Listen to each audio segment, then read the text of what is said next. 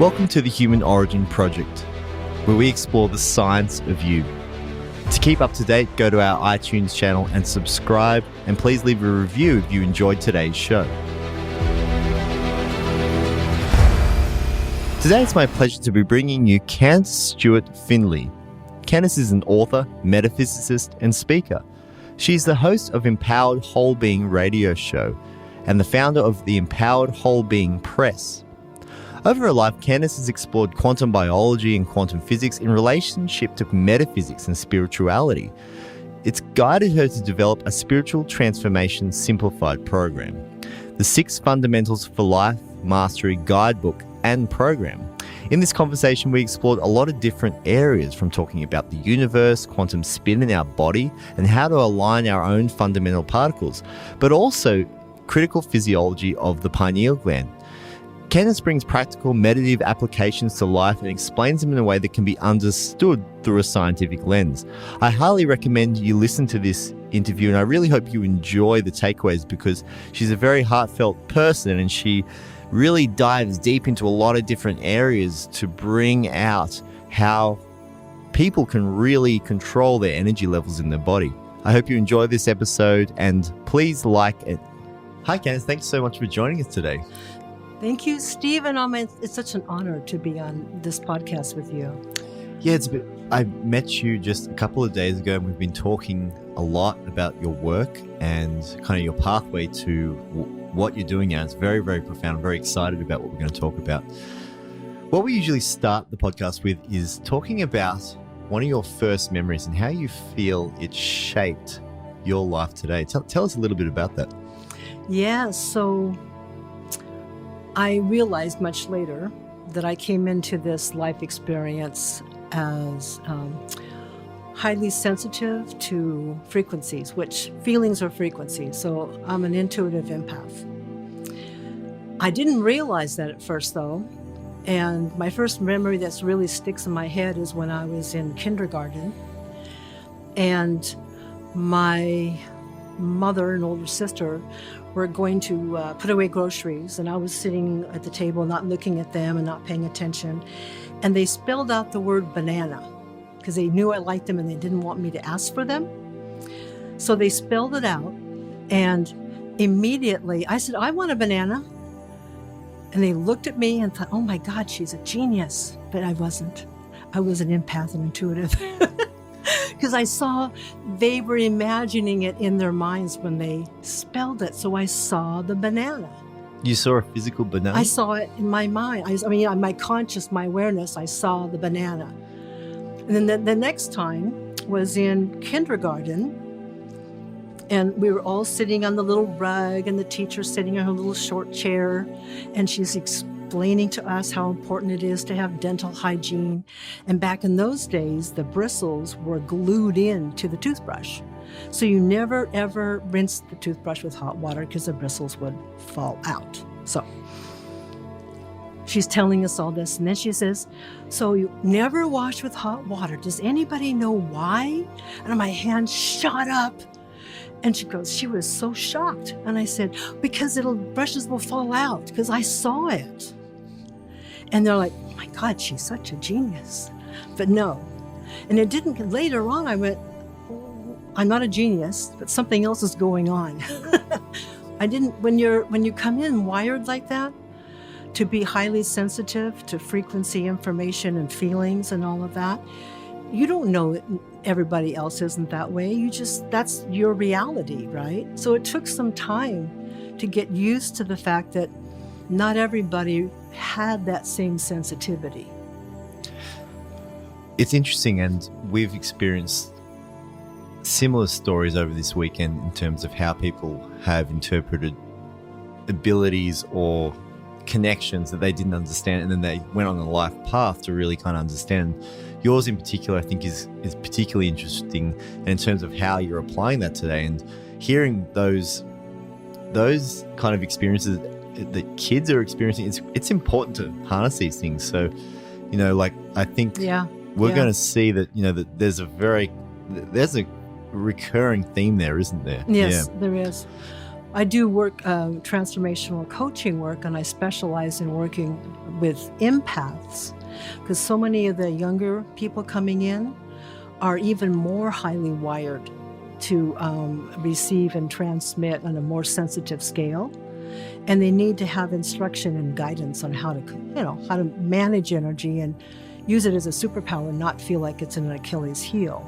It's interesting and there's data on this as well, that we know that kids are born with, for instance, knowledge of memories of places that they shouldn't have knowledge of. And so it's a phenomena, and it's something that you can't explain in our normal kind of matter-based world. And so that's really where it's led you, hasn't it? And so into the worlds of biophysics, metaphysics. So let's talk about that, about how you've, your road to understanding this, really. Right. So I don't know if you remember the harmonic convergence, anything about that in 1987. Did you ever hear about that? I've heard of that. Let's explain that, though. Yeah. Okay, so there was this alignment of the astronomical alignment, and it was a special kind of an awakening. And I won't go into the astronomy of that, but it has to do with, and a lot, but it has to do with how our planet is rotating around the sun, because the sun is a comet, like a giant comet, circling around the outer rim of the galaxy. And so our planet, is moving around that because it's pulled in the flow of that comet. And so this harmonic convergence was all about this opening, that's an awakening moment. So I was with friends and thinking about that, and I was aware of my intuitiveness, but I had worked so hard to shut it down because I didn't know how to cope with so much data. I mean, imagine a room with like 1,000 TVs on 1,000 different stations, and then trying to live in that room. It just is impossible. So I worked really hard for years to just try to shut everything down, and it didn't work that well, but it made it easier to cope for a little while. But then a harmonic convergence, I had this in full-on vision experience. And when I first had that, we all go through our stages of unfolding our awareness, as we elevate our conscious awareness away from being just this human story and embracing that we're more than that. So there's steps, right? So then at that time, I was very much into archangels and all of that kind of connection. So because that was my human self's vernacular, the vision came to me that way, as if Archangel Michael was talking to me and insisted that I open my eyes. And I was sitting doing the meditation in front of this big mirror, and I resisted at first, but finally I did, and I saw silver light all around my body in the mirror. And then it shifted, and it was a rainbow of light shimmering across my whole body, and that continued for a little while. And all the time the energy was so expansive, and then it ended where the whole image was silver across my whole body and around it. And after that happened, I was like on a quest. That was like the switch was flipped. There's no getting around it. It was time to wake up to the bigger identity of me and all of us. And at that point, I asked, who's my teacher? Where do I go to learn more? And I was told very clearly that there isn't a teacher for you. It'll be maybe a paragraph in a book. It might be something someone says, but you will be given exactly what you need when you need it. And that's how it's been. And so where did that lead you in terms of study? Because, if we think about where the fields of quantum science and quantum physics and our understanding of consciousness and its entanglement with matter, what was your first roads into kind of the world? Because when I feel my kind of like very worldly kind of mind's hearing something like that and being skeptical, right? And it's that you have to shut it off, or but it really is a broader understanding, and you've kind of been on a journey to understand that these things we can explain them with science now. And so what was your kind of path into that scientific field? So I followed the more traditional spirituality path for another 20 years or so after that. But it was more and more becoming incomplete. It just seemed like I was cycling through the same ambiguity. People will say, oh, let it go, or they'll say everything is everything. But what does that mean? You know, I mean, how do you really apply that to your everyday life? How do you actually live that? How do you ascend in your consciousness? And I was tired of looping. And I went to this mediumship training program back in Georgia years ago. And part of that was this additional training where we were working with what I call the fourth dimension body to release blocking program, which is where our identity is stored in our human. So we have our third dimension body, which is the more compressed energy, so it looks like it's solid. Then we have an additional fourth dimension body, which is where this programming is stored. And really, what we're understanding about that now is that this is where, you know, because we can't source the concept of consciousness from the brain. Science is not being able to find that. It's not there. And, you know, there's really what you're describing there is that these other realms, these other fields of physics, or even the smaller aspects of physics that we are able to, and we are a part of, isn't it? And, you know, I think you've got a really good kind of way of breaking that down. Yeah. We'll just keep going because because I'm sharing the beginnings, because if someone listening to this they may not be where I am today, but I want them to know that there is a natural unfolding, because your human self, we're in time space, right? We're not unaffected by time and space as long as we have the third dimension connection body. So knowing that, it's important to honor the process, which is the reawakening. And there's like stages, and part of what moves that along is just taking full accountability of whatever you experience. So if someone listening is just in the beginnings of that, that's okay, that's great. You are going to move as far ahead as you want to move. And I kept asking this question all along, which is this: show me what's next. That was my constant mantra. I get through one part and I go, okay, what's next? And that's why I still ask that question. So anyway, went through all those processes of learning the more traditional spiritual mediumship and all of that. It still was like kind of empty for me. And so in the early fall of 2008, I had this realization after meditation that every single relationship I had, whether it's family or friends, loved ones, whatever, was motivated by my insecurity. Everything. And it was like a ton of bricks hitting me. And I went, whoa, I got to step back from this. I have to reassess. How am I creating my life? If it's through a fear of lack or rejection, and my actions are based upon that feeling and belief, where's that going to take me? So I pulled back from everyone and I started asking, again, show me what's next. What do I need to do now? And that's when I got guided to heart math. I hadn't been aware of heart math for years, but I never was receptive to it until then. And you know how things will cross our path that we'll walk away. Well, our filters are up, right? We're not going to take it in. But when I asked those right questions, and I was ready to be open to the possibility that there was more going on, then I got guided to heart math. So I studied heart math in the late fall of 2008. I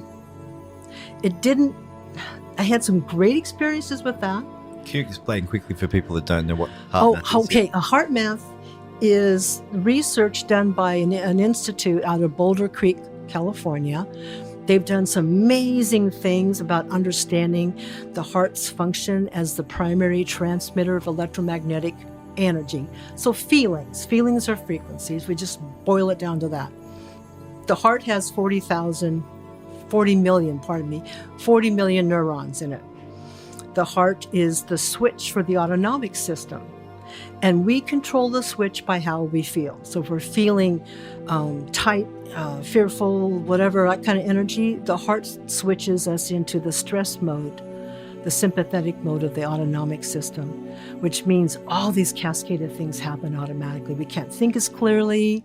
We're not digesting our food well, all of that kind of stuff. So I studied that, read up a lot, learned all about that, and I got really hooked into the science of it. And then I started having these experiences where, for instance, I'm in my office working, sitting at the keyboard and working on my computer, doing reports or whatever. And the negative chatter was insane, Stephen. It was louder than it had ever been. And I'm, what is going on? Because the more I would bring my heart energy in alignment with a loving, joyful kind of intention, the louder it got. And I said, what is going on? So shortly after that, in a meditation, this whole big download happened where I was shown that the heart was the number where you started, number one, and then the belly brain, which is the whole enteric nervous system. And so that has over 100 million neurons, and it is such a key element of how we feel. It controls the serotonin dispersal into the body, and the serotonin does so many different things. And the belly brain is not really addressed by many people. I've been sharing information about it because it's a key element. So the belly brain is a primary receiver of electromagnetic frequency information or feelings. And if you were going to talk about that in terms of a spiritual approach, that would correlate to the sacral chakra, which is the seat of emotions, raw emotions. So it makes total sense. Gut feelings in a way too. Yeah. And butterflies in the stomach. I mean, all of that has to do with the belly brain and it's energy. It's interesting how, and the physiology of the gut and digestive system, and how we used to see it as just a pipe that food would go in and we would kind of do and then the rest would come out. That's it. But the physiology of the gut microbiome, the enteric nervous system, and so there's a whole organ wrapped within the large and small intestines. Yeah. It's heavily. When you read about all the neurotransmitters, benzodiazepines, which is what they make, like to synthesize into Zoloft and Xanax and all that kind of stuff, it's mind-blowing. I mean, the belly brain is such a key element of how we function on a quantum biological level. There's a large proportion of neurotransmitters released from the gut, isn't it? And that's yeah. And people have trouble, people have trouble sleeping. Well, the belly brain is controlling the serotonin, so it's not sending it to the pineal to be converted to melatonin. Yeah, and that's a big part of the physiology that people misunderstand. Is that, and melatonin and serotonin to melatonin conversion in the pineal gland is critical because that's your day and night cycle, the circadian rhythm. It creates a cascade throughout the endocrine system. So it starts the hypothalamus, the pituitary gland, all of the other endocrine organs. It's like a symphony, and the pineal gland is the head. So in medical school, they're taught that the hypothalamus is the top, and the messages go from the hypothalamus, and the pineal gland is just forgotten. But what you're really speaking of there is that we have got this whole interconnected neural network there that we scientifically understand now in more or less terms. There's a lot of things we don't really understand. Exactly. But there's enough there to explain these kind of things like gut feelings. Why has that been? And that's because of contraction. Because then it's going to be, we'll talk about this more as we go along, but this is new information that's just come through in the last 60 days, how important the spin or flow of energy. So counterclockwise being going from the left out the right, clockwise being coming in the right, going out the left. Yeah, let's go into so let's back up for people that don't have quantum physics knowledge. Let's keep me on track, Yeah. Steve. Because if you don't know what spin of molecules are, Yeah, it's like, well, where are we going? I just sort of went, 0 to 60 Yeah. there. I know. Let's go back a little bit into. But I want to add something. Yep. The key thing about what we were talking about, the belly brain and how it's functioning, it's triggered by the heart. Because if the heart switches, if we're feeling fearful, then the heart goes into the sympathetic mode, which means red alert, amygdala, get ready to pump out the adrenaline and the noradrenaline, and you're going to have to run or fight or freeze to save yourself. And then that means the gut is told, you're not going to digest, you're going to pump out this other stuff. And everything then just is a constant loop if you're not paying attention.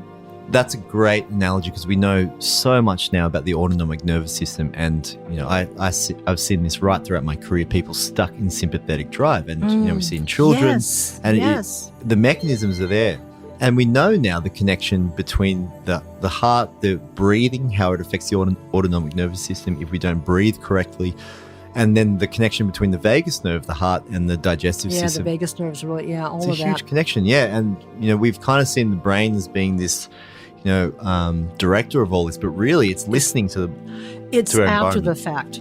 When you start getting self-negating thoughts and images popping into your head, it's already after you've been feeling and transmitting those energies. And I'll go into that in a minute later. But yeah, it's after. It's after. It's an interesting. So when you understand that you've got this system wired for this, then we start to see, well, hang on, okay, so these feelings that I'm getting mean something. That starts to open your mind to this stuff, right? Right. You're reframing what is happening so that it's.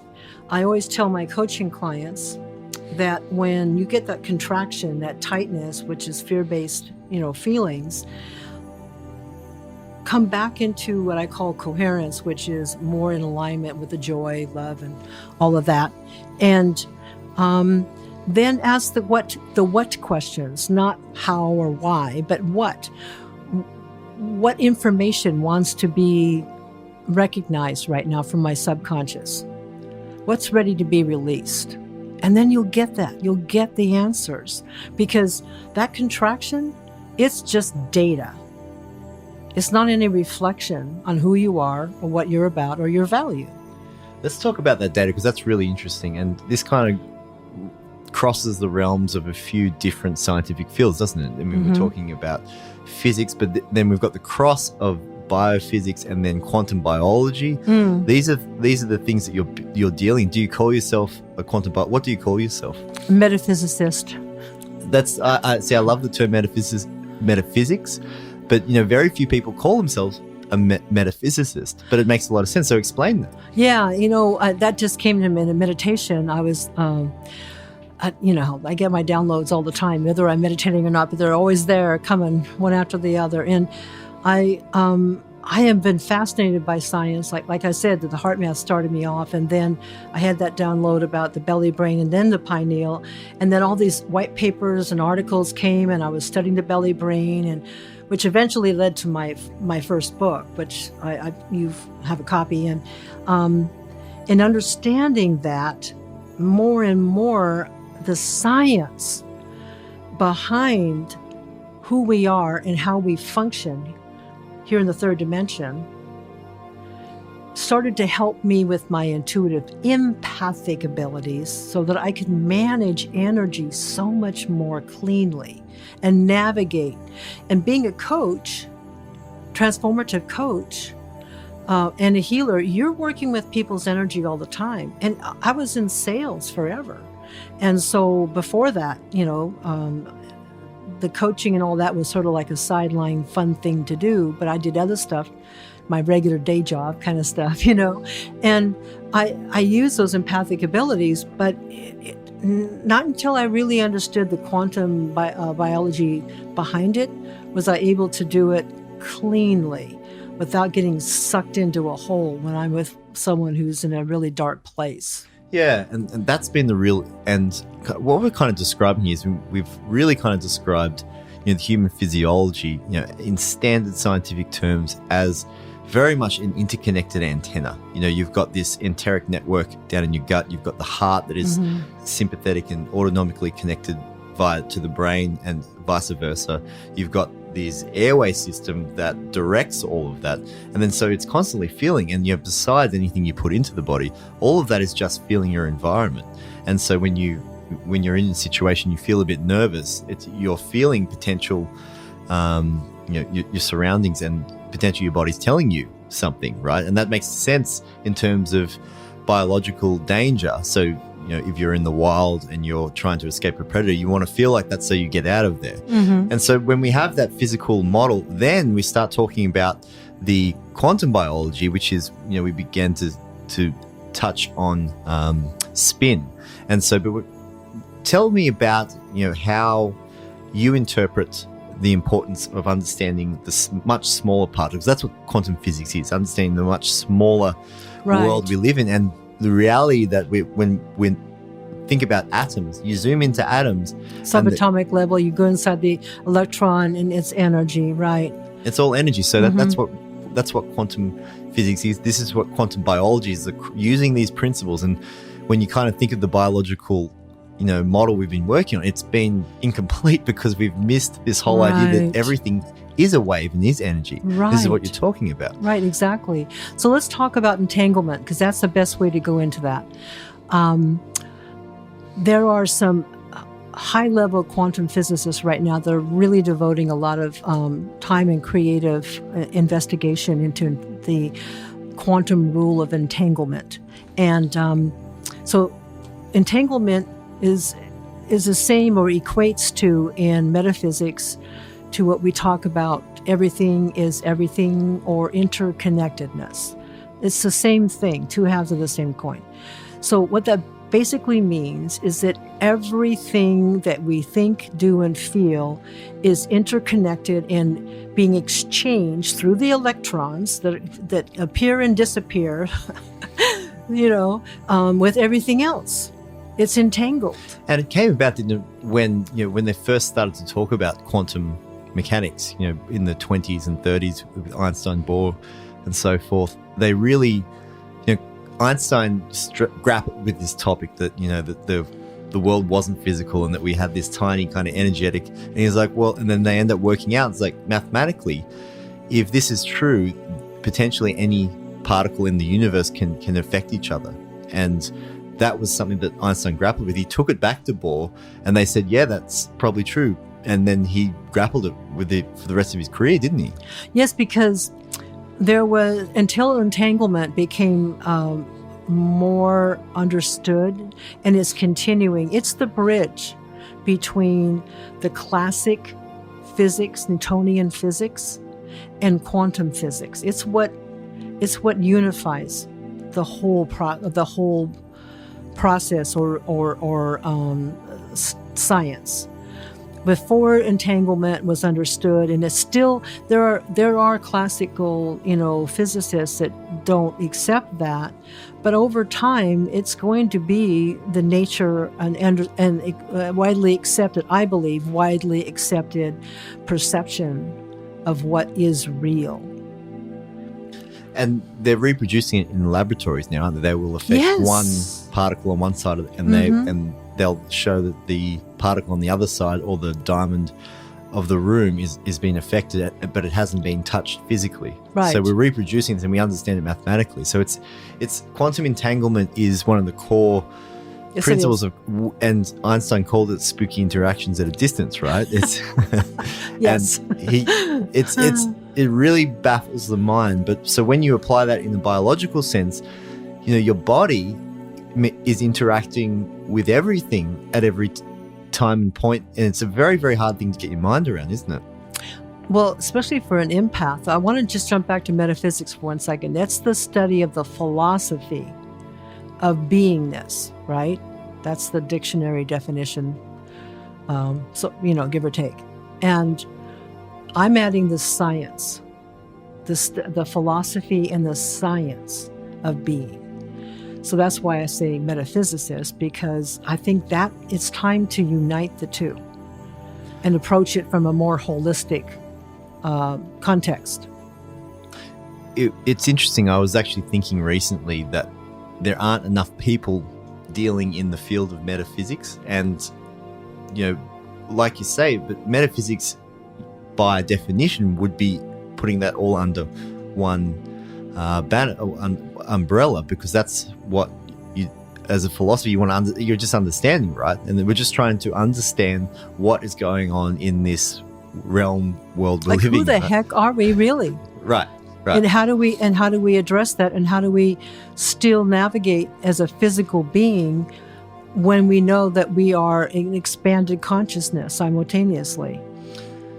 And that our physical brains that we've been told that we've evolved so specially that is creating consciousness, well, that doesn't explain. And so quantum entanglement is one principle that shows there's a very strange set of laws or commands that we know work, because they work. That's what computers work by. That's what all our electronic and digital age is worked by. The physicists using these equations to apply these things. Right. But we don't quite understand how it connects to Newtonian physics. That's the disconnect, and that's really where probably where your work sits, doesn't it? Because it's understanding that, well, the body actually forms that bridge, and we have the capability via our consciousness to understand the bridge between the two in a way. But so in terms of, there are many kind of, you can talk about quantum mechanics all night, but the one that you deal with particularly is the spin of particles. And right. So explain that in terms of quantum particles, and because I think that's one that's quite easy for people to digest, and I think your work helps people to see how it applies to them. That is one of my big quests, is to take the ambiguity out of this and the mysticism out of it, and so that anybody who's willing to take ownership of what they're creating, and also is willing to accept the possibility that they're more than their physical self, with a little bit of tools and techniques, they can then empower themselves to completely change their life if they're not happy where they are already. So spin is something that's become really important. It's, to me, in the last 60 days, because that's when I got the download, about 60 days ago. And actually a little bit further before that, but it didn't make sense to me when I first saw some things in a meditation. I was like, what's that about? Because I was being shown inside of an electron. I was being shown that the spin of the energy was shifting inside the electron from clockwise to counterclockwise. But it wasn't until later that I got more information, because my own human filters were just slowing down the download. It was like trying to assimilate all of that. And that I understood and realized that clockwise energy, which is contracting, and when we use human descriptors for that, when we feel that contraction feeling, we associate it with fear, anger, unworthiness, blame, self-judgment, or judgment. That's the words we use to describe that, but it's really, all of those are a type of frequency that's counterclockwise. It's contracting. Let's jump back a little bit for people that don't understand spin of particles. And so how would you so in quantum mechanics, we zoom right into the particles smaller than protons, electrons, and what they find is that they have certain spin. That's what they call it. It's a momentum, isn't it? So describe the different types of, and what that means in terms of there's actually three states. There's clockwise, which is contraction, which helps hold form and shape of energy. There's counterclockwise, which is expansion, and then there's the still point, like neutral, like in the inside of a vortex. Like you have a water going down. Here's a better example. So above the equator, it's, I believe, clockwise. Below the equator, if you flush your toilet, it's counterclockwise. And then on the equator, it's just straight down. Is there an explanation for that? I think it has to do with the spin of the Earth and the rotation of the Earth. Yeah. So, but anyway, there's those three states of movement, particle movement. So clockwise, which is contraction, counterclockwise, which is expansion, and then the still point, the neutral point. But that neutral point it's not something that we're in that much. We're mostly either contracting or expanding. And that happens at a subatomic level. But I think it's important to realize that contraction or clockwise spin, is really mostly only prevalent. It doesn't really exist outside of the third dimension. It's a little bit in the fourth dimension.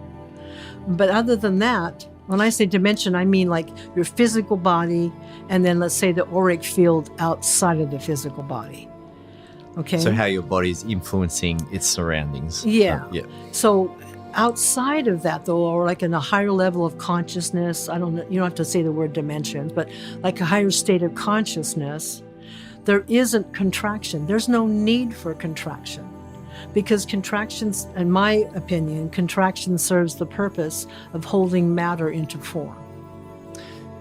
And so because when we start to think about this now, we're starting to think, well, all the particles in our body, have spin, and there are also mechanisms of these spins for, enzymatic reactions. And there's probably even association with quantum tunneling where things just jump through each other, which doesn't make a lot of sense physiologically. How do you feel that applies in terms of the physiology? I mean, you're talking about contraction and... So information that I receive in a conversation with a biophysicist that I collaborate with on stuff, William Brown, he shared with me, and then I went online and searched for some white papers on it. It was really fascinating that not that long ago, it was discovered that the amino acids that are used for the building blocks for the DNA, only the counterclockwise portion of the amino acid, because there's like two parts. So the ones that are clockwise, contracting, right turning, are discarded. They're never used. The ones that are left turning, counterclockwise, are what is used for the DNA building blocks.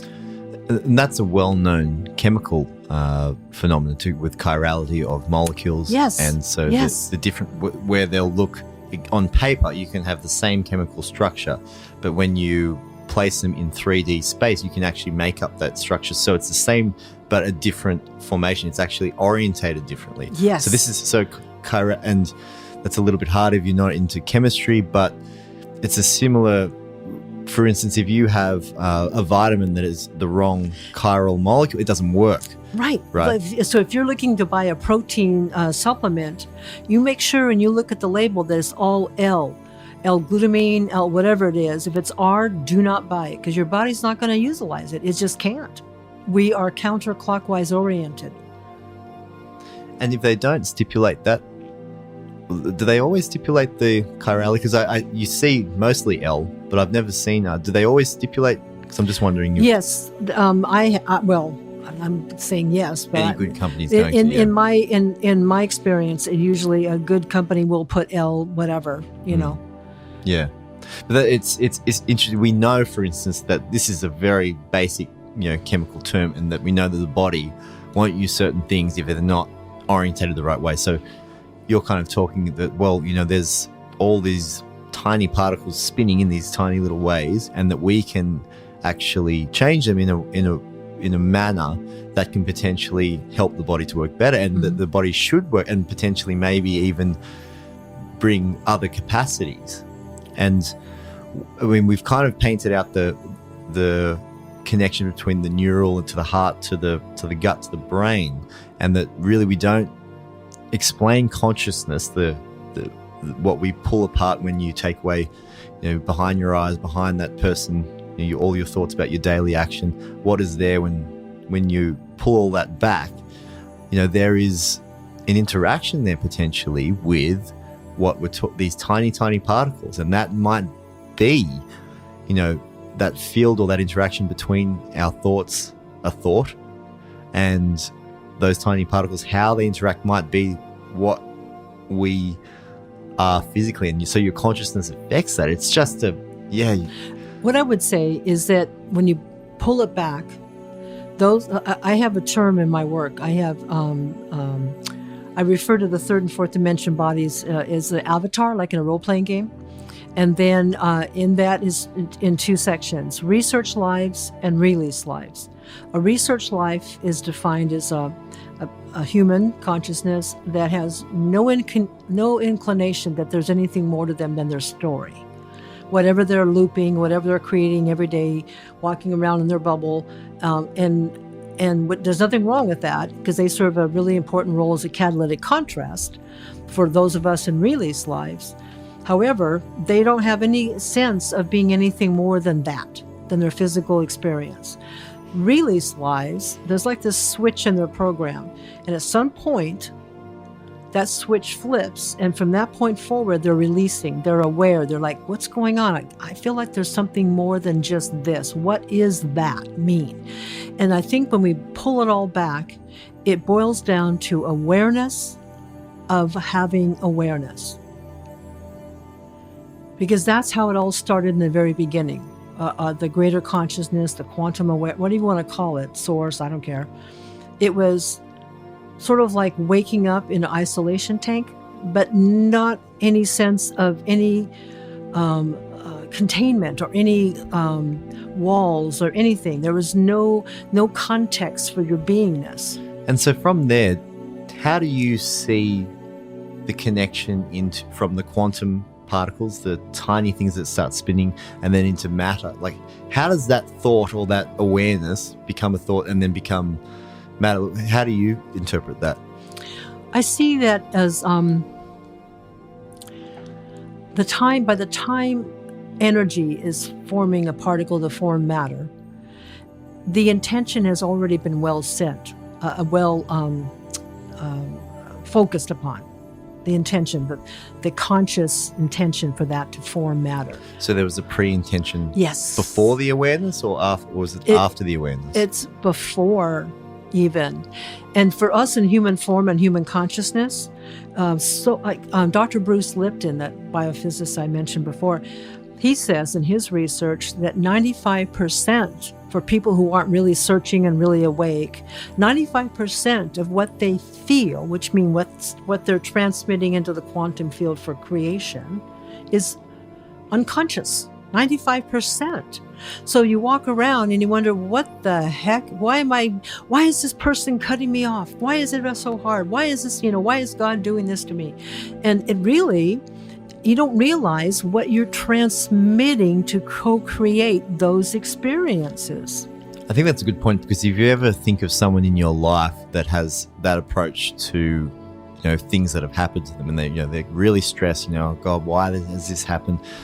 You don't see them just click in and go, oh, it all worked out, do you? You see them go through a terrible process because they're so burdened by what's happened. And then people that kind of just deal with something and move along, and it doesn't affect them, and that's really kind of it's the embodiment potentially of how you affect your surroundings. And if we're starting to talk that we are energy, we know we are energy, this is a reality. So these thoughts, if we can build a connection between those intentions, as you say, if there was an intention first, then awareness, our intentions are incredibly powerful in that whole system. Mm-hmm. That's really kind of what you're speaking to, isn't it? Yeah, I had this whole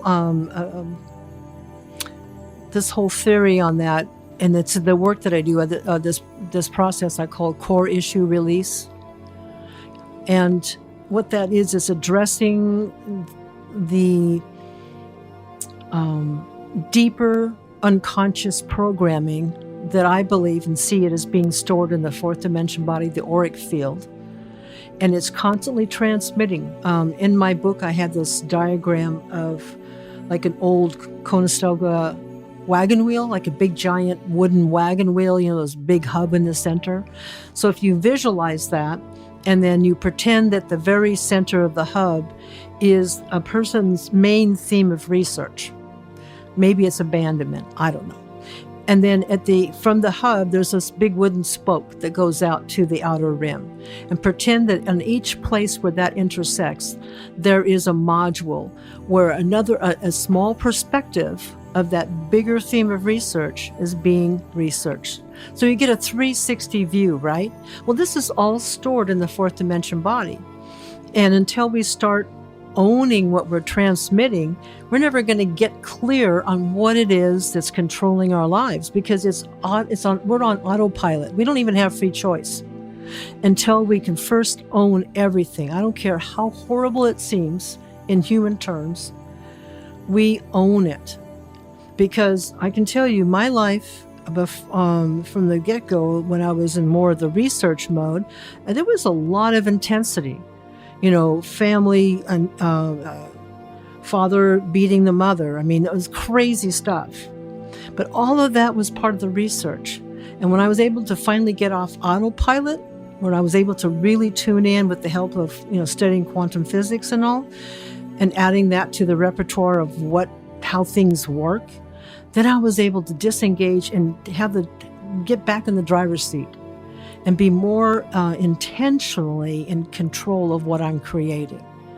And so when coming back to spin, that was a missing piece of information, because I was working on understanding. I mean, you've heard of the movie The Secret, right? People are aware of that whole movie. It was very popular a while back. I must have watched that thing, I can't even tell you how many times. And I was trying to understand, so how do you do this? How do you really do it? The whole law of attraction and all that. Well, I see it as the law of creation. You're not attracting something, you're creating something. So I wanted to understand how. So I was doing vision boards and affirmations, and none of it worked in a consistent, sustainable way. And then I kept asking more questions, like, okay, show me what this is. What's that? And then I would get these downloads, and spin is the key on that. If your energy is coming, your left-hand side, we talk about the yin, the feminine, it's always been the left. Louise Hay, all of her work, okay? The right side being the masculine, the yang, and the creator. This is the receiver, this is the creator. So that's counterclockwise. So it comes in electric, it goes out magnetic, and it's creating. I was doing these affirmations, but I was going clockwise. I was actually pushing it away from me as I was asking for it at the same time. I wasn't aware of my flow of energy. So why does anti-clockwise, in a quantum sense, bring the energy back to and clockwise? You're bringing it in, and then you're pushing it out. So it has to come from the left? Yes, it has to come in. Because you just moved your left. Okay, right. So, but you have to start from the left hand. Is that? Mm-hmm. And there's a reason for that. Yeah. Because that's a great analogy, because the right and left brain. And so if you're receiving things with your right hand, it's going out. Your left, which is deflecting, it's pushing away what you want. And so we should be receiving things with our left. And that makes sense in terms of the brain, because that's the right side of the brain, which is the more creative, the more, where ideas come from. So that does make sense so we need to be in that. Counterclockwise. Yeah. What I know it's called anti-clockwise. I have friends in London, and when they say that, it kind of makes my brain stop, but now I'm getting used to it. But yes, so coming in the left, going out the right. That's an easy visualization in the beginning, just to visualize the flow coming in and then cycling. Like if it helps you to visualize the source as like a big white light or gold light, whatever works for you. But, visualize that coming in and then flowing back out. So you see yourself uniting with that greater creator energy, because that's ultimately what you and who you are anyway. That's the source. When you go into the electron, what's there? That energy. It's not even a particle. It's that energy. So that's when I did that, I went, oh, so let's play with that. So I bought lotto tickets. Well, I've been buying lotto tickets for a long time, and I've not won anything. But then I was doing this, and I won $59. I'm like, well, I'm on the right track. It's not the jackpot, but hey. No one ever wins $59 in a lottery ticket. So yeah, you did something right. I did something right, because I hadn't won anything. So I thought, I want to play with this. I want to explore and research this. And I'm finding that focusing on the actual spin of our origin, which is counterclockwise, anti-clockwise. How do you explain that? Why is the origin? Why was the origin counterclockwise? That's I see that as our true nature. When I say true nature, I mean who we really are, the creator self, the greater quantum consciousness, whatever you want to call it. We're not this human solid third dimension. That's not who we are. That's an extension of our greater consciousness, and the contraction energy helps hold us in form. Otherwise, we'd be just floating around in energy, right? But if you think about it in third dimension terms, what do the astronomers and scientists say? The universe is constantly expanding, right? It's counterclockwise energy. And we are constantly creating more of that just by our own experience. And every time we have a human life experience, we go back and when we die, we pass over, we have a time of reflection. And through that reflection, we have understanding, that human consciousness has understanding, which leads to compassion, which then is more expansion energy. Is the Milky Way in counterclockwise? I wanted to check that because that's I think that if I recall this information I read recently, that black holes and all of that are flowing in that direction because they keep moving out. Do you see what I mean? They keep moving out. And the Earth is in a counterclockwise rotation around the sun, right? That I don't know for sure. I wouldn't be able to answer that. Yeah, I'm just having thoughts here because I wonder if... But it's not really around the sun because the sun is a star, and the sun has its own undulation in and out of the outer rim of the Milky Way galaxy. It's binary partners. Mm-hmm. And then we are rotating around that, like, of course, I'm making all these motions and you guys can't see it. But anyway, Stephen can. We'll put the picture on the 3 dimension. Yeah. And there's some really cool videos of that, it's quite mind-blowing when you see it. Yeah, when you see it, it just makes more sense. Because when you see it in that flat plane, as you've been looking at all that time, it's like, whoa, and then you think about it in the Milky Way, it's just like, yeah, and there must be other forces going on too. Like that's one, right? Right. And they've measured like the outer rim of our solar system, like the sheer edge because of the velocity as we're hurtling through space, and we're just kind of flying around following this star. It's amazing when you see it. Yeah, you've probably seen those animated illustrations of what that looks like. It's awesome to see that because it puts it better in perspective. It makes more sense. Yeah, it does. Do you know the Mayans, remember the 2012 thing was all this big hoopla and all that, the Earth is going to end and all that. Actually, what they said is that we have been traveling in the roots of the tree of life, and now we're going to travel into the tops of the tree of life. And when you go into astronomy, what happened is that our solar system, the sun, crested the equator of the Milky Way galaxy and is now above the equator of the galaxy. And then eventually I think it's 26,000 years, right, for a whole rotation. So we've been looking into this, and this is one aspect that, and the Mayans was especially attuned to this, but everyone was attuned to this. And this 26,000 year cycle, the Great Year, the Vedas, the Greeks, it was all over the planet. The Chinese did as well. Sumerians, yeah, they all had this 26,000 year cycle. And when you look at the Mayan calendar and that Baktun that finished at 2012, it finished one portion of that 26,000 cycle. Yeah, so 5,125 years. 3,000, I think, because it's a 12 cut into 12s. I think it's 5 parts. I forget. 5 parts. There's anyway, many. Yeah. But so what they were measuring, and this is we're going to be covering this. Actually, I'm going to be doing an interview in the next few days of a Mayan descendant who understands it, and it's all mathematics. Fabulous! It's really fascinating, but it's an astronomical measurement, and it's absolutely. All it's measuring is our solar system's wider circle, and it's actually just our wider orbit around our binary partner.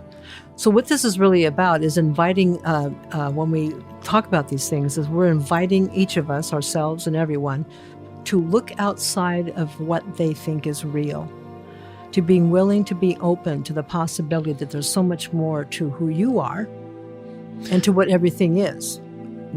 And that picture of the sun and the solar system moving in a moving three-dimensional, and the planet's kind of hurtling around. Right, the animation, right. Yeah, like when you think about how we've progressed through society thinking flat Earth, and some people have kind of gone back to flat Earth, but when you think of the idea of a flat Earth, then a planet revolving around a sun, which is revolutionary compared to a flat sphere. But then if you think about we're in a partnership with another star and we're in a wider circle, and that people have talked about this wider count all over the planet for thousands and thousands of years, it's like a level up. And quantum mechanics, I think, really kind of takes us the other. So you can talk about these things, all the things we've discovered about astronomy, but then quantum mechanics really takes us into the self and the beauty and complexity of our bodies. And these tiny spins are probably happening in every electron or every proton of our body. Like they say, so above, so below. Well, think of a proton. I've always thought that, an electron going around the proton is kind of like the solar system, right? And it always kind of just stuck in my head. But yeah, so if we think about that kind of interaction, think about our solar system's more complex interaction than your own atom's more complex interactions. And it just boggles your mind how much we don't understand. Well, and how we can actually begin now with scientific and both ancient, and like you have with meditation, and just interpreting things through, you're basically understanding the body as an antenna and being able to plug into the frequency. And a transmitter. Yeah, exactly. Both. Yeah. And people describe it as turning on an AM, FM radio. If you're on an AM frequency. And the belly brain controls that. The belly brain. Let's talk about how we the belly brain controls the brain antenna. So there's hard and soft tissue parts of in our head, including our skull, that channels or funnels electromagnetic frequency data, light, color, sound, smell, all of that to the pineal gland. And inside the pineal gland, there are these microscopic calcite crystals. This is really important because this is how entanglement works for our human consciousness. Why intuition and psychicness and all of that. This is how this works. So the calcite crystals have two really important properties. First, they take in the frequency information, they magnify it, and then they multi-directionally disperse it. And this is what's the key element of the pineal gland. So the pineal gland is an interesting, very small, shaped like a pine cone. However, it has a huge amount of surface to take in frequency information because it's got all those like pine cone bumps. But when you add up all of that surface, the undulation of it, there's a lot of surface to receive frequency information from all of the parts of the brain. And so this is something that William Brown, I learned so much from him about. He did a lot of research on the brain antenna. He's a biophysicist, I mentioned, that works with Nassim Haramein. And so through his work on that, I realized the belly brain was the remote control for the brain antenna. And when we are in contraction, like clockwise, tightening down, fearful feelings, the brain antenna then is signaled by the belly brain to loop with we then personalize it as a human. We personalize that feeling, and that evokes and taps into our cloud from our computer of all the things we've stored that are horrific, demeaning, fearful, and we just loop into that. Now, conversely, when we have our belly brain in counterclockwise, expansion, love, joy, gratitude equates to that kind of feelings, then our brain antenna shifts and we're downloading straight from the source. So when I do meditation, I get downloads straight from the greater consciousness. Because if you think about it, who we really are created everything. So it's like an infinite library of knowledge. So anybody can tap into it if they understand how to align their frequency with those kinds of energies of counterclockwise, expansion energy. It makes a lot of sense in neuroscience too, because without an origin of consciousness in the parts of the brain, the pineal gland really is the best lead we have in terms of explaining how we, for instance, when we know people will experience sights and they'll see things when they meditate. You can feel experiences. And so how we can explain that is that, so the physiology of the pineal gland, it also has rods and cones in it, which are eye cells. Mm-hmm. It is physically connected to the eyes via the hypothalamus, takes in light, so light that directs the circadian rhythm, which then releases melatonin. Mm-hmm. But then something that actually, so we have an article on our website on the pineal gland, and something that I've looked at a lot. And as a dentist, I've kind of been thinking about this a lot too, is the idea of fluoride in the pineal gland. Yeah. But when you think about calcite crystals, that's sensing a frequency. So frequency, when we're thinking about all these tiny little atoms and quantum particles spinning in a certain way, and it's taking in all that information, all that data. And like one thing I thought about is, you're basically like a multi-dimensional binary computer that's emitting all this data, right? And receiving and transmitting constantly 24/7. Yeah, and it's, and this is how computers work. They constantly just interpret data, and we know how to recreate that, and mm-hmm. our bodies are the same. And mm-hmm. so once we know that we are participating in that environment, then it changes everything, doesn't it? And we know physiologically the brain, logically you can see we have eye cells there, so there is something in the body that we can do to activate. And then, so let's talk about that. Let's talk about getting our spin from our digestive system, from our bodies, mm-hmm. so that we can feel connected to mm-hmm. a higher frequency, or achieve higher consciousness, heal disease, or just perform better. Right. So I've developed a MP3 audio file, a guided visualization, meditation, or divine heart coherence. And I did that specifically because when you just talk about this, until you experience the feeling, people have been meditating for a long time, but if they've been not engaging their belly brain. The belly brain is still contracted. Therefore, they have all that negative chatter, and they struggle with being able to actually shift, and they try the breathing and all that, which is helpful, but it's not going to get you there easily, consistently, and continually. So I developed this audio file because I wanted to share and empower individuals to be able to consistently have an expansion experience, and then continue doing that so they can get more and more clarity of who they really are and actually have the feeling. Because, we walk around normally with a tightness in our belly, in our solar plexus, in our heart, not realizing that we're kind of semi in stress mode most of the time. And until we teach ourselves what it feels like to be in expansion, to be in counterclockwise, we have no idea. It just becomes the norm, right? So I always, and I start out by inviting people to pick a moment in nature. Because nature is neutral. There's no attachment. So it's not a loved one. It's not whether it's an animal or a person, because there often is other energies in there interwoven of guilt, blame, whatever. But nature is neutral. We've all had these amazing experiences in nature that when we remember them, and remember, there's no such thing as time and space. So when we recall the feeling of that beauty in nature at that moment, I don't care if it's the sunrise, the sunset, the ocean, the beach, the mountains. When we recall that moment when we were there and we were just stunned in awe, in rapture with all of what we just saw. I mean, the colors, maybe it's a waterfall, or the smell of flowers, or whatever it might be. But in that moment, we know somehow, some way, we're part of that beauty. We're part of that creation. We may not understand how, but we can feel the connectedness.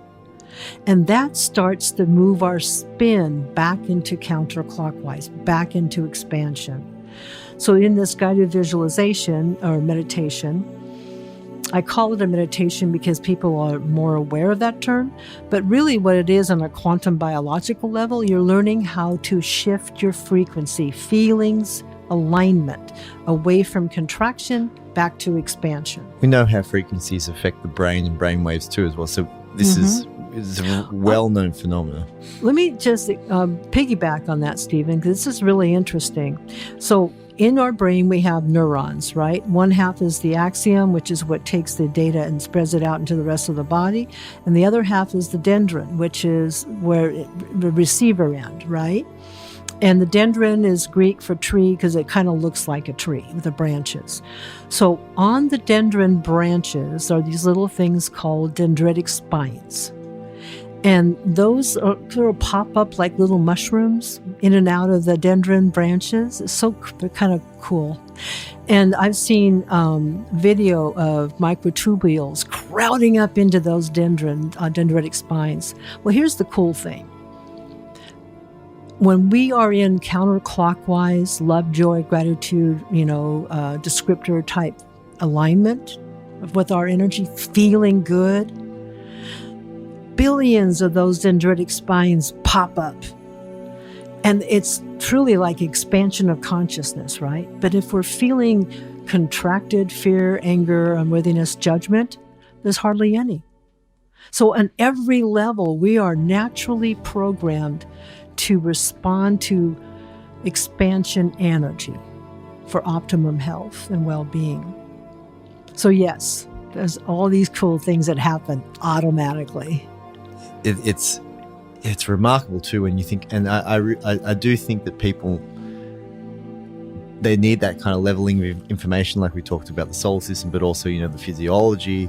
But then once you start to then you bring the metaphysics of it, the principles of quantum mechanics within that whole system, it just boggles the mind as to what potentially we're capable of. And a lot. It's your work is doing a great job to synthesize a lot of information and into an applicable form. Because do you suggest people practice this every day?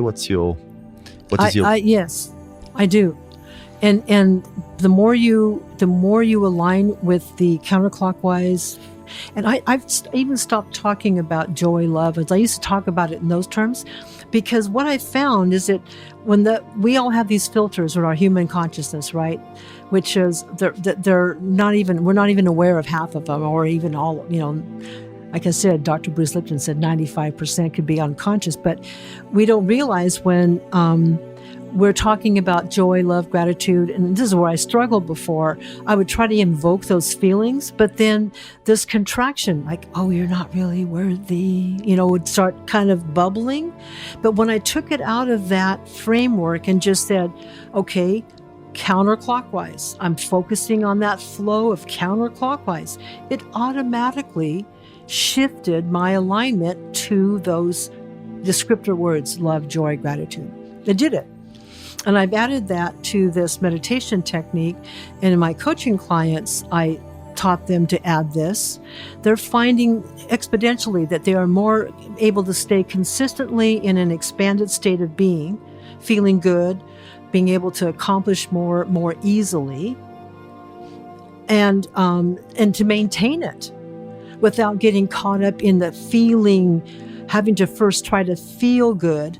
If maybe something is really challenging, it's a little tough sometimes. So by just focusing on that flow, it automatically happens. And when you and I were in the aisle at the show, as I said, let's just visualize that. And then I could feel your energy starting to expand.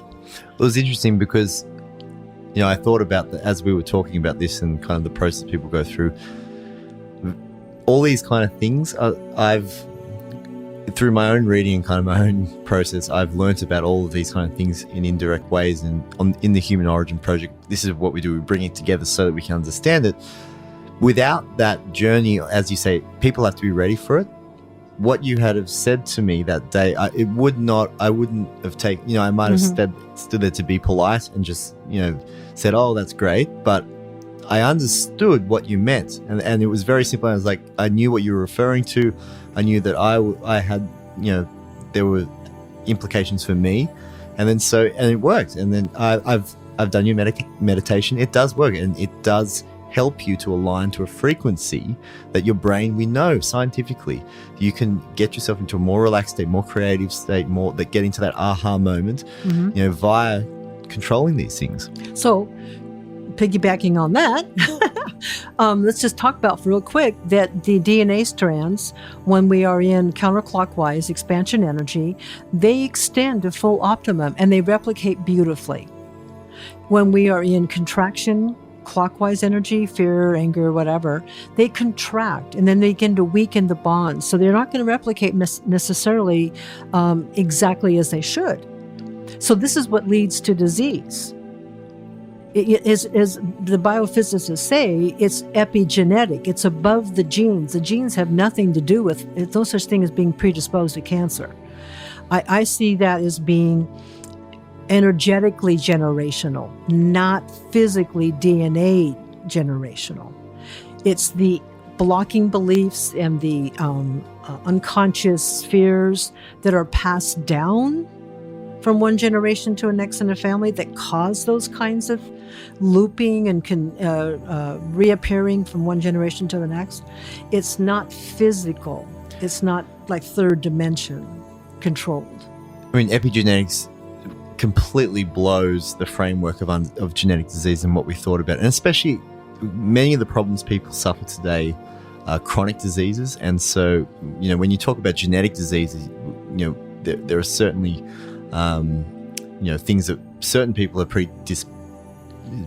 they have a predisposition to. That's the perception, but really they're predisposed because they're in contraction, unconsciously focusing upon. And so if you explain that epigenetically, so the genes are just responding to the environment. So they got that way from an environmental event without argument. That's how it happens. That's epigenetics really broke my mind into this stuff. I was like, wow, that means we're responding to the environment all the time. And entanglement. Hello. It's we're back to entanglement. And there was one more thing too, is with talking about cancer. There's a lot of research out there, melatonin, and this is a very physical, scientific way to describe it, but they know that melatonin has powerful anti-tumor effects in the body. And there are good studies showing that now. And we know the pineal gland releases melatonin. So if you're out of whack with that, if you're out of whack with your frequency, your pineal gland... It's a cascade effect. Yeah. What I say to my coaching clients, when they get into the contraction, especially impasse, where they start running someone else's energy, when you get into that loop, it's like you hopped on that freight train barreling down the tracks to Crazy Town. You are stuck until you pull back, own it, get off the train and reorient yourself, realign your energy. Candace, I can really feel you've done that, and this has been such a great interview. And I can tell, we're going to work more in the future, and your work is very, very fascinating. I highly recommend everyone to get your book. Can you tell everyone about where to find you and your book and your publishing? Yes, so my book is available pretty much anywhere. I mean, Amazon, Barnes & Noble. If you go to, if you take the barcode into any bookstore, they can order it. I mean, my publishing distribution, there's even a printing location in Australia and Great Britain, and of course the U.S. So you can buy it that way if you don't want to buy from Amazon or from Barnes & Noble, but it's also available as an ebook. I mean, download Apple, everywhere. And your website too? It's empoweredwholebeing.com. So the word empowered, and then whole like WHOLE, and being, B is in Bravo, EING. And on that website, you can go to the self-discovery tab, and you'll see the drop-down box for the Divine Heart Coherence Technique. Click on that, read all about it. There's a link to download the instructions as a PDF. There's a link to download the MP3 audio file. It's only 17 minutes. You've got 17 minutes to change your life. And then there's all other kinds of good articles. There's some blog articles. There's all kinds of stuff on there. And if you have questions, just reach out. And if you're an empath and you want to learn how to better manage your energy and how to navigate through all of that, and especially if you're an empath that is in some kind of service, if you're coaching yourself for someone else, or if you are a healer or any of these things, I know how challenging that can be, having been through that myself. And definitely reach out, because I have this ongoing small group of people that I have a class through video conferencing.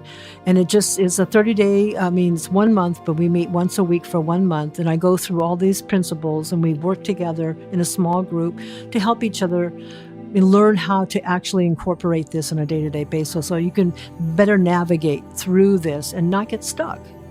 Sounds fantastic. And I highly recommend everyone to check out your website, the meditation. Everyone knows that, if you, at a meditative level and at a scientific level, if you just put a little bit of time into your own self mindset, and let's talk purely scientific terms, that there are benefits for it, and we know that via the studies. So Candace, thank you for everything you've done. You're really crossing a lot of different fields there. So this has been a really interesting talk. I can tell people are really going to like this one.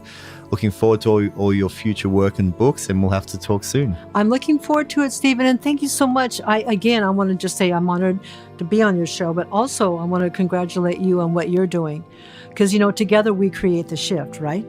Absolutely. And that's really what, drew this conversation, is that I could tell what you've done. I could tell the work that you've done. I'm really excited to get it out to people. Yeah. Yay. Yeah. Thanks so much. See you next time. Bye, Candace. Thank you for listening to today's show. For more information, you can read the full transcript, articles, and discussion on our website, humanoriginproject.com. You can visit us on social media at Human Origin Project on Facebook and The Human Origin Project on Instagram. Follow us on Twitter, or join the forum boards and email list to keep up to date with all the new information. And if you enjoyed today's show, please subscribe on iTunes and leave a review, because it helps others to find this information and helps us to bring you the topics you want to discuss and hear about. Until next week, I hope your life is filled with happiness, healthiness, and harmony.